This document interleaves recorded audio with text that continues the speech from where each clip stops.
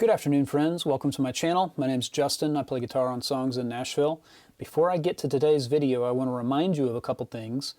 There is a giveaway that is currently active for a Universal Audio aux box in a sweet flight case. It's about a $1,600 value. All you got to do is sign up. It's going to be the first link in my description. The second link in my description is to my course, which has gotten great feedback. People are saying that it's very helpful. I was a little nervous to enter the online course space, just like I was nervous to enter the YouTube space. I just thought, man, there's so many amazing people doing this already. Like, why do you need me to help or contribute to that? But it's doing pretty well. Basically, the idea is we want to teach you how to fish, not just give you a fish. If you know how to play a major scale and you know how to play bar chords and you have a pretty good idea of what the bar chord is named at each fret, then you have all the prerequisites for this course. So check that out as well. So on to the topic of the video. My friend Alex Schofield, we were introduced by some mutual friends, a songwriter and an engineer, and basically I have produced 8 songs for him in Nashville in the last handful of years. And Alex is an independent guy, fully self-funded. He plays a lot of shows. Sometimes he lives out of his vehicle.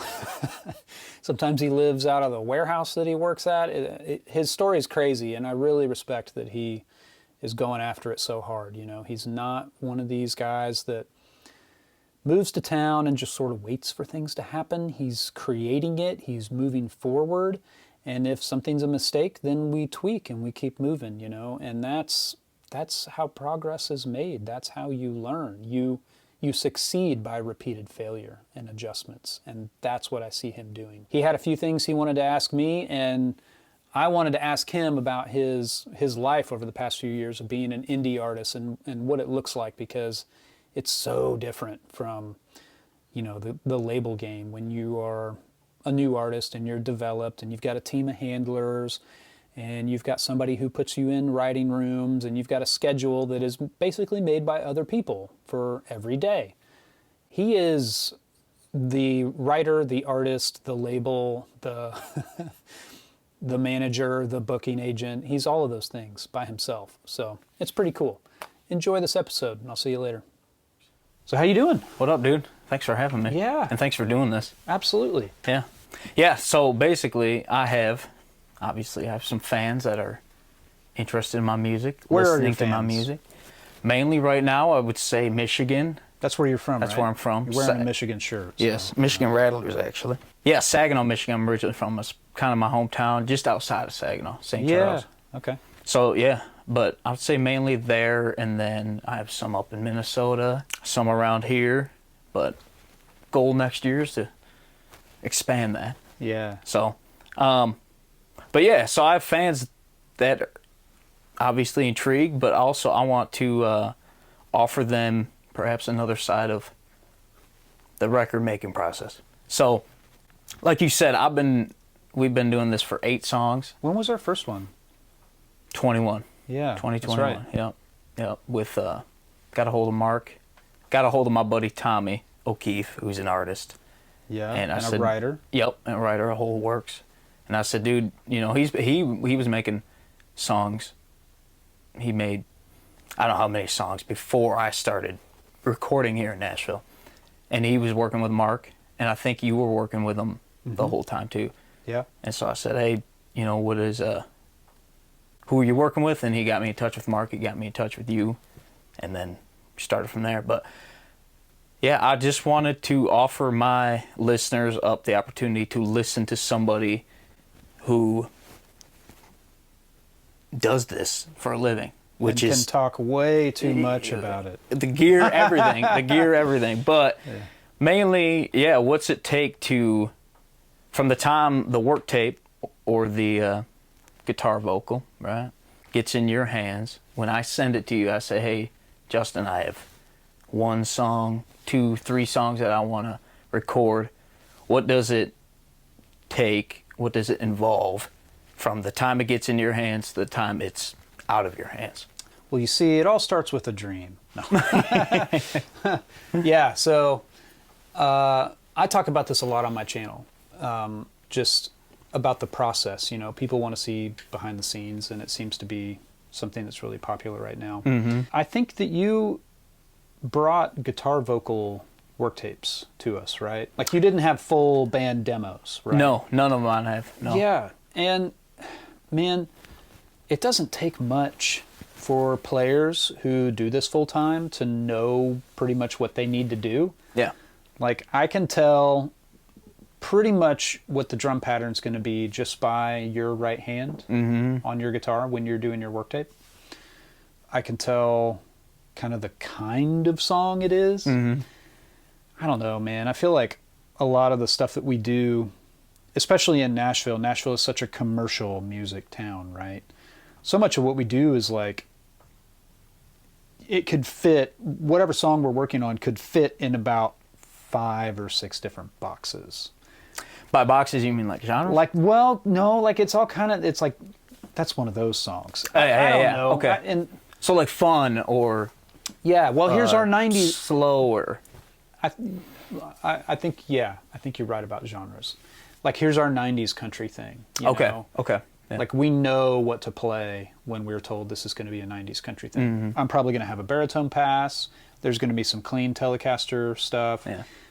If we're going full on in that direction, bass is going to alternate, you know, the roots and fifths little thing. honky tonk. Yeah, it's very, there's a lot of, every chair has its own idioms that it falls into to play that kind of song, you know. So usually the artist, yourself in this case, would bring a work tape, say, this is my vision for this song. And I would say, that makes sense. It sounds like that's your vision for the song by the way you played it, you know? Yeah. And then we go in and we cut it. And when I'm leading a session or producing, everybody here works on the number system. So I write a number chart and make sure that, you know, like we're all the players, the producer, the session leader, all the players, everybody's ultimately concerned with the vocal. How does my bass line support and showcase the vocal? How does my, you know, rhythm part in the chorus, how does the hi-hat pattern help that out? Like, every single thing is in service to that. And some of the things beyond just playing that are also in service to that would be just making sure the shape of the song is right. Like, maybe you've got a 4th chorus, you know, and we're like, we don't really do 4th choruses, you know, like people's attention spans aren't there, you know? The shape of a song, it's like you set up the hook, there's a verse that draws you in, there's a big chorus that feels really good, there's a vocal hook, we sort of reset with a turnaround, we have another verse that kind of develops the plot or the story. We get back to that familiar hooky chorus, and then we need something to reset.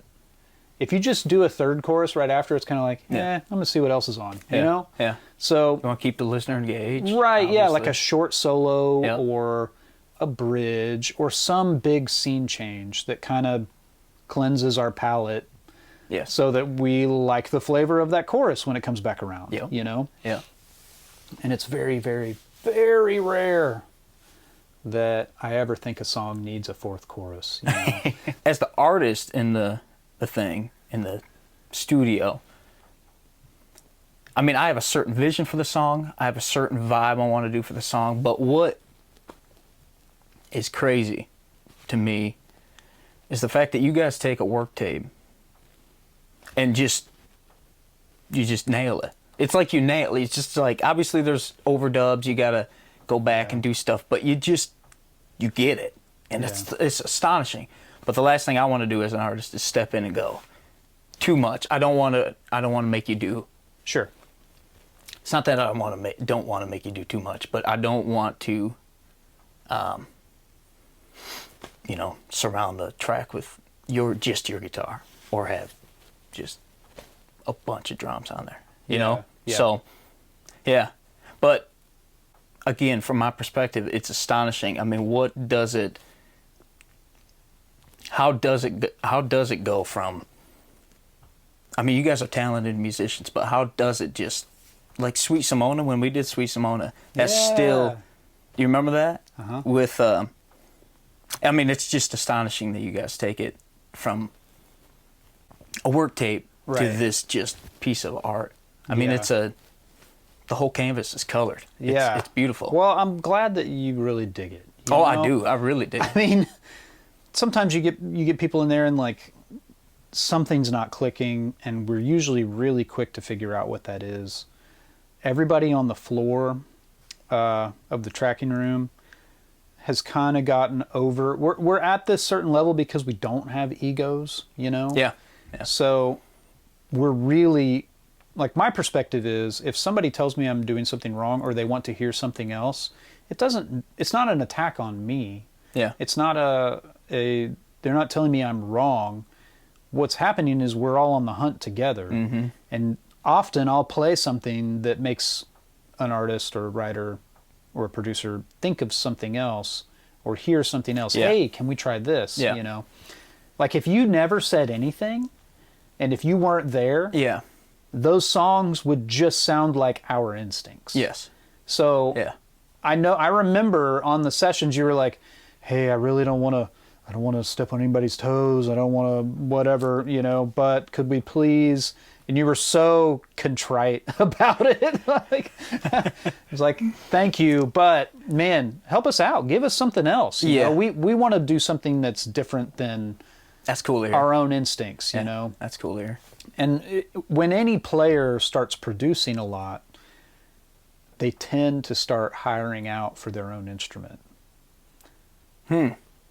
Because they just don't want to hear what they're going to come up with every time. That's a good point. So from that perspective, like having an artist come in who pushes back a little bit, you know, I mean, it's not disrespectful to do that at all. I mean, it's Well, just, ultimately, it's my track, right? Yeah. It's our track. You're paying us dozens of dollars, man. Yeah. Like, let's make sure it's right. Yeah. So, funny. yeah, and I don't know. So here's a question though, like, and this may be more simple than I like to think it is, but who do you know? Like, how do you know who to? Do you have guys in mind for a specific Yes. track, for a specific recording session? Yeah. So we have, Because there's a plethora of musicians. we have an in embarrassment Nashville, of obviously. riches Yes. of musicians, for sure. And we're all a little bit frustrated that we get put in boxes, you know, but also it just makes sense. Like you have a massive menu of players, and there are certain drummers that I'm going to call for a more traditional country or songwriter folk thing, versus a drummer that I'm going to call for something that's more hard rock or something that swings. You know. If it's really pop oriented and there's a lot of programming, there's some guys that are really great at that on the fly, like coming up with a loop while we're listening to the work tape, you know, or spending time. If we're on a master, you know, that's another thing that your fans may not realize is that there's different levels of recording. There's sessions where it's like, we're going for quantity. Not us, but the people who hired us want the most songs. You know, they want to get the you were just talking maximum about that, number of songs. Yeah. But sometimes on a master, you know, you've got one song for 3 hours or two songs for 3 hours. Man, you can stretch out. You can try all sorts of things. You can take chances. You know? When you start getting into the like 5 songs a session, it's like, okay, I'm going to have this mapped out going into my first pass. And it's not that you're playing safe necessarily. It's just that you're not going to you're not going to spontaneously deviate from your path like you would if you had time to really just fall on your face, you know. Or try something totally weird or crazy. Which is that's the thing I like too. Which I did last time, something new, which was like cut the songs live with you guys in the studio, sing over with you guys. Yeah. That was cool. Those That was were fun. your vocal tracks. That's Yeah. right. Yeah. That's right. Yeah. Yeah. We would stack. I stacked a couple guitar parts, and you would take full passes. And it was fun doing that because I got to. You're part of the. Yeah, I got to see you guys play, Yeah. not just look at a foam pad. You know. Yeah. So exactly. yeah, and that was fun. What I wanted to ask, another thing was, you know, a song in the making just came out. Your new single. Yes, October 10th. We should talk about your new single. We could talk about it. It's called "Song in the Making." Song October in the 10th. Making. And right? this is yes, It's and we're been out. talking Go listen for to a it. couple weeks now. All right.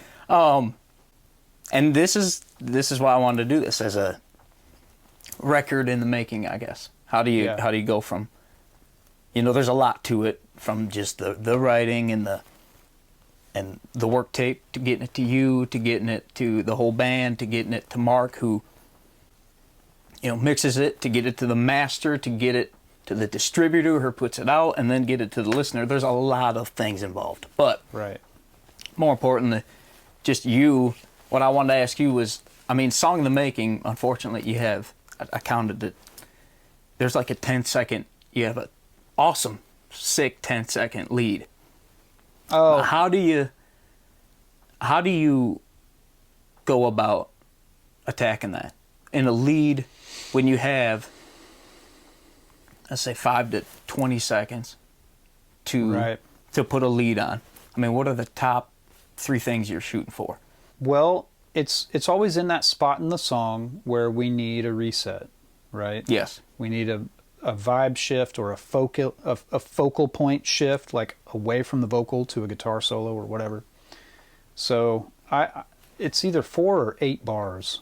That's generally that makes sense. In Nashville, that's generally it. Yeah. Unless you're playing on an extended outro fade or something. Yeah. But yeah, it's got to have a bit of its own mini story arc to it. You know, the ultra classic thing is to kind of start low and finish high. Yes. You know, or there's some big flourish at the end or whatever. But I don't know. In those sorts of moments, I'm really honestly trying not to just put a bunch of licks together. Yeah. I don't want to just like, which I love. blink, blink, blink, blink. Here's your Lego solo. Yes. You know. Yeah. Yeah. For me, it's a mini story, a mini hook. Yeah. Just something else to add another layer of interest. And like I said, that functional part after the second chorus is really a big palate cleanser for people. So for the listener, That's a good way to look at it. Yeah. Yeah. Yeah. It's the ginger on your sushi tray. I mean, the biggest takeaway from me every session is the fact that you guys are just phenomenal musicians, session players, right? But musicians. And that's what I tell everybody. It's like, it's just cool to be in the room with you guys. Yeah. Going from, like I said, a work tape with just a guitar to this piece of canvas that's got everything colored, or just the right amount of space here. Right. Whatever. I mean, you guys are phenomenal musicians, man. Well, thanks, man. Absolutely. I mean, it's a 10,000 hours thing, you know? Yeah. There's 10,000 hours of playing your instrument. There's 10,000 hours of improvising and writing your own stuff on the spot. There's 10,000 hours of interpreting what the client wants. Yep. There's 10,000 hours of creating a vibe on the session. You know, man, half the time that's the bulk of my job, is to ease the anxiety on the other side of the glass. For the artist or for everyone?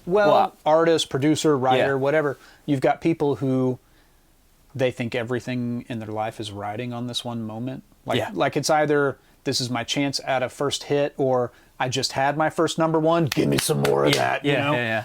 Sorry, I finished. Probably a terrible analogy, but it's that they kind of are like, it's a fix, dude. It's yeah. But you know, they don't. It's like your first tattoo, right?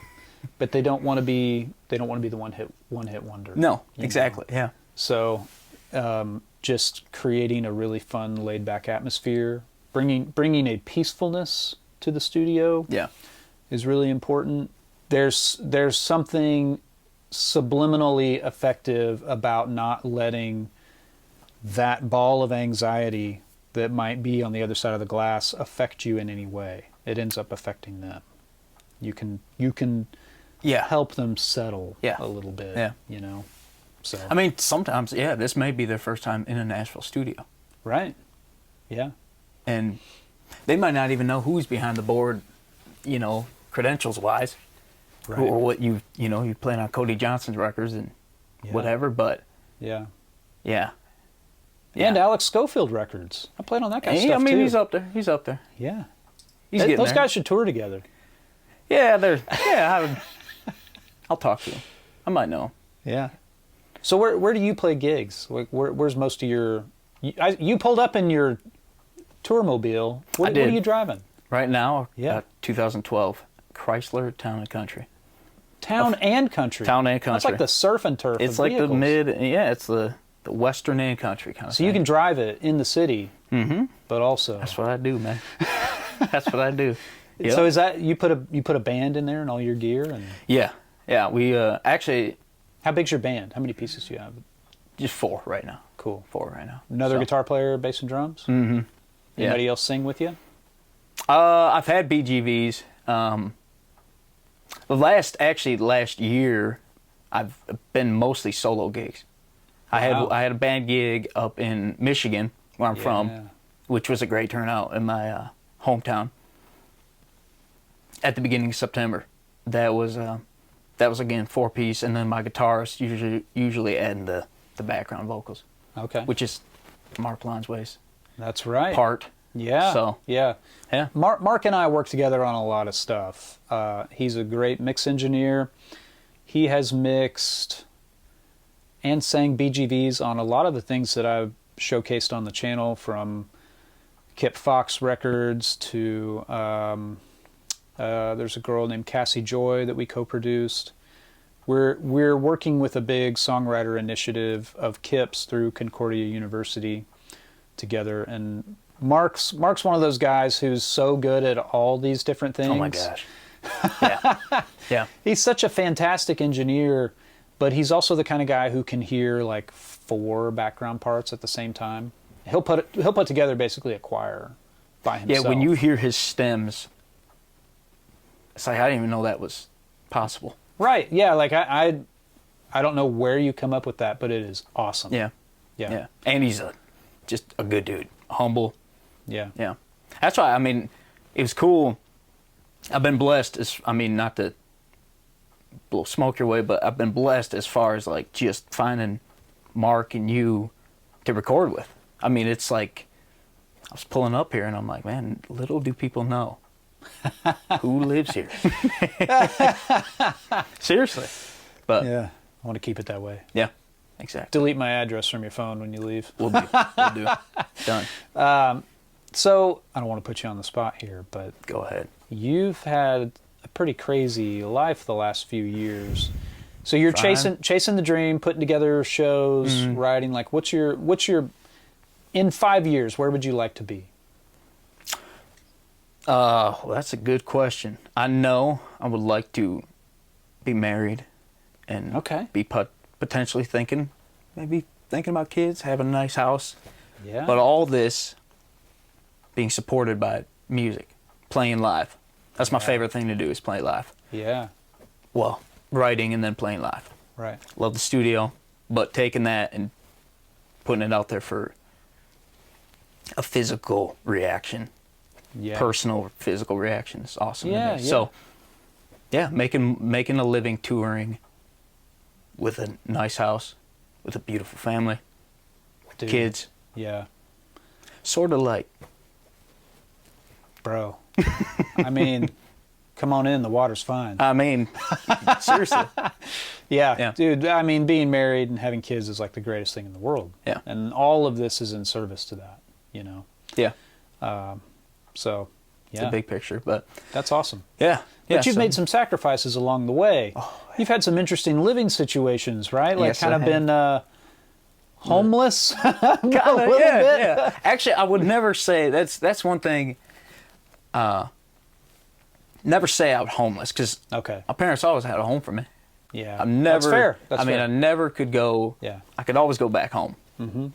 But Yeah, I moved here in 2018 in a Chevy Express van. It wasn't no town and country. It wasn't no town and country. Yeah.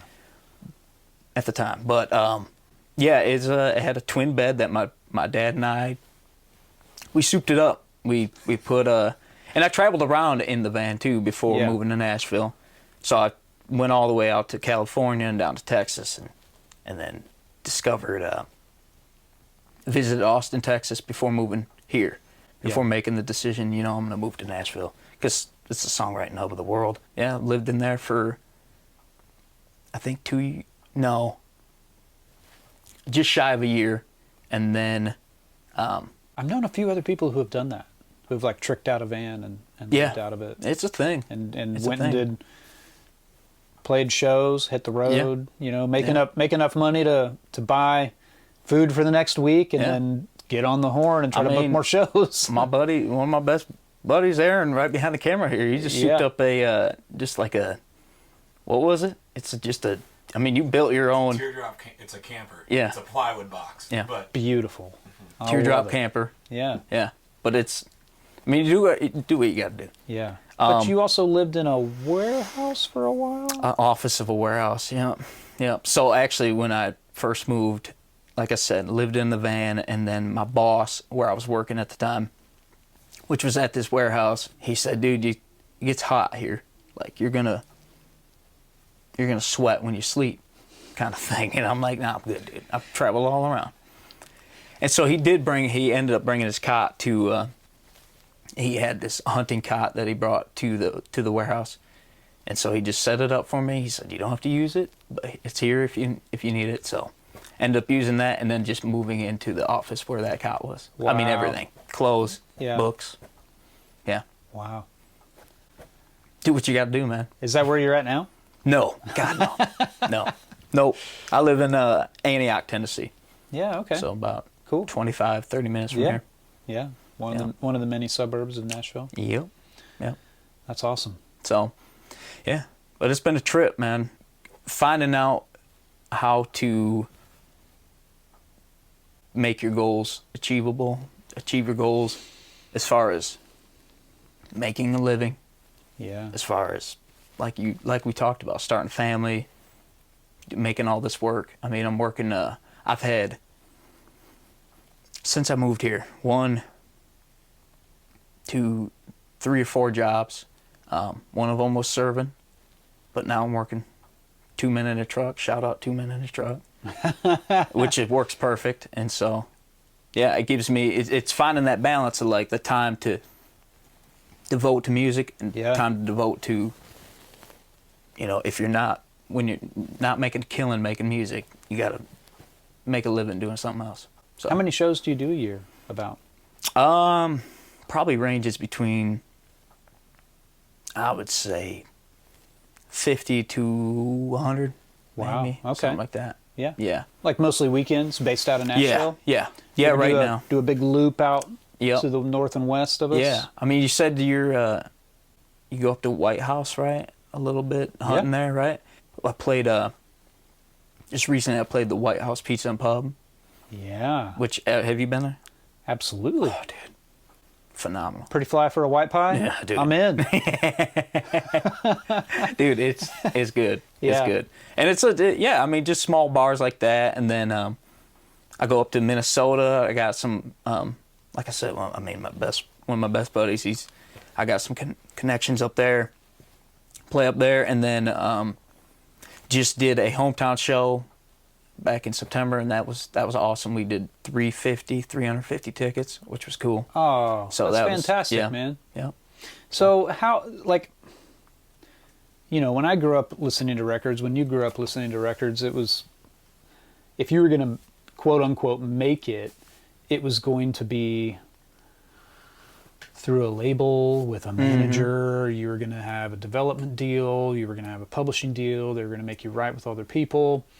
But now, like, there's so many people who are making it work with an online presence and basically a home base to tour out of. And you can go play casino gigs with a band or whatever. And man, early on, I worked with so many artists that did that sort of thing, where we would go play these 3-hour shows, and they would get to work in like 7 originals, and the rest of it was covers. Really? You know? Yeah. Now, you toured with Sarah Evans, didn't you? Oh, yeah, for one summer, yeah. Okay. My touring gigs, the people that anybody would know, I played with Terry Clark, Holy crap. Canadian country artist. That was my first touring gig. Yep.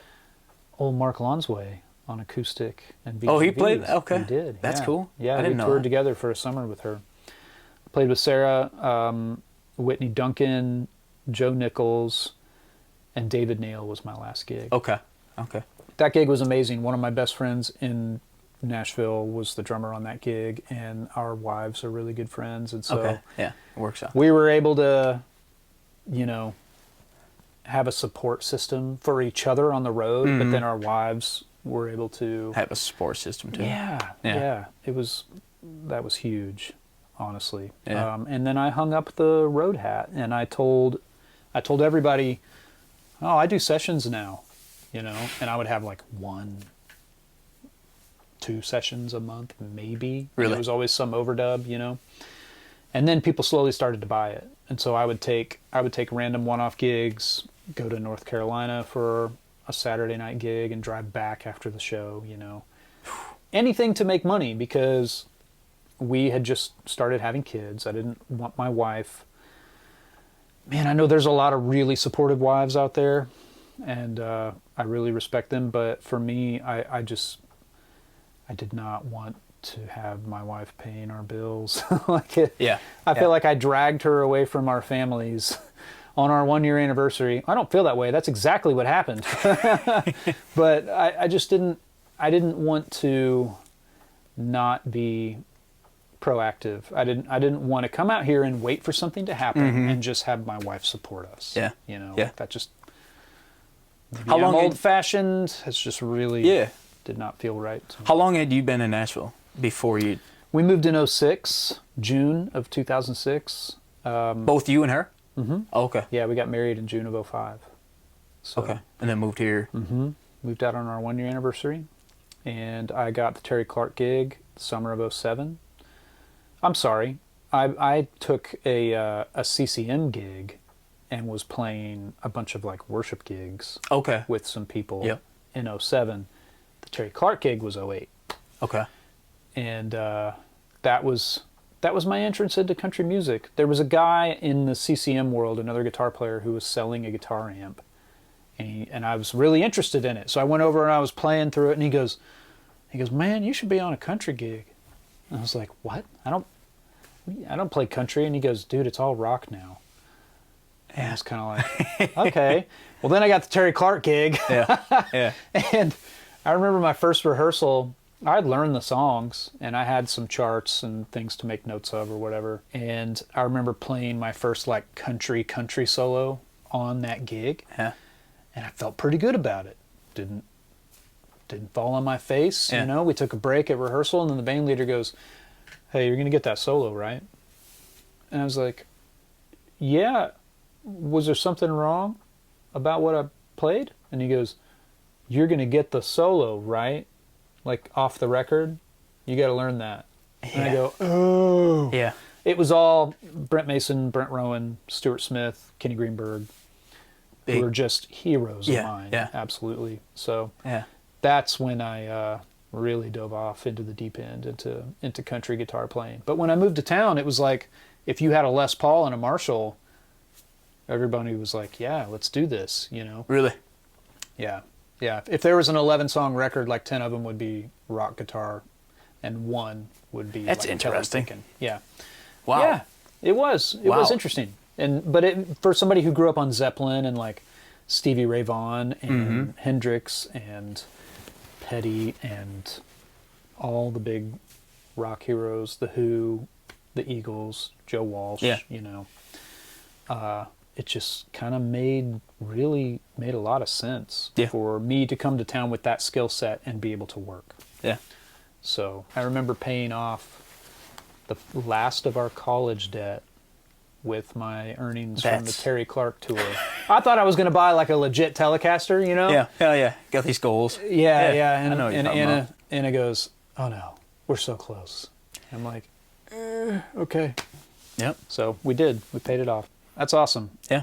It's been good hanging, man. Thank you. I respect Justin, the for this. hustle, and Yes, I love your thank you. stuff. Thank you. You all need to listen to his music. My favorite song that we made together was called "Sun Stand Still." Was it really? It's so good. Yeah, just the story of it. Mm-hmm. Very, as a father of sons, Yep.